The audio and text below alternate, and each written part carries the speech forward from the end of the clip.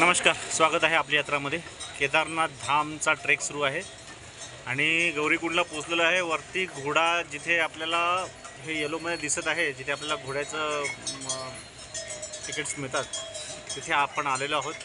आपले काही यात्रेकरू इथे चहाचा आस्वाद घेताना आणि 8.5 किलोमीटर आपण चाललो सीतापूर पार्किंग पासून इथपर्यंत। मध्ये शटल होती, शटल बंद आहे। चालत आलेलो आहे। अक्षरशः 3 ते 4 तास लागलेले आहेत, 3.5 तास जवळपास लागलेले आहेत आणि इथून पुढे वरती केदारनाथ धामचा असा ट्रेक सुरू आहे।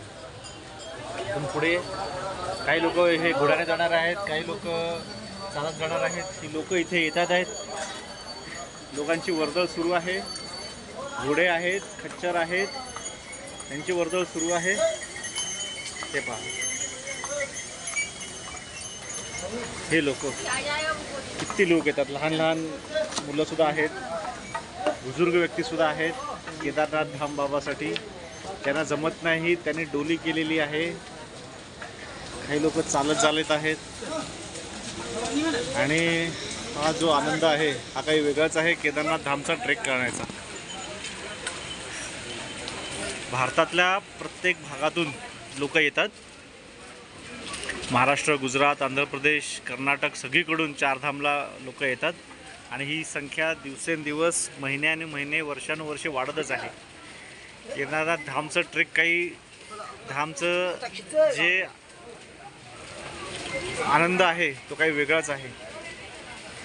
ढगफुटी झाली, केदारनाथ धाममध्ये 7 दिवस बंद होतं, बातम्या चालू होत्या। लोक थोडे दिवस लोकांनी आराम केला आणि परत लोकांनी यात्रा सुरू केल्या। या बाबाचा करिश्माच आहे। लोक यायचं काय थांबत नाही।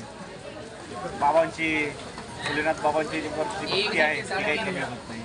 हर हर महादेव, हर हर महादेव, हर हर महादेव, जय शिवशंकर, बम बम भोले, अलख निरंजन, सिद्धेश्वराय नमः, ओम काल भैरवाय नमः, ओम अष्ट भैरवाय नमः, ओम बटुक भैरवाय नमः।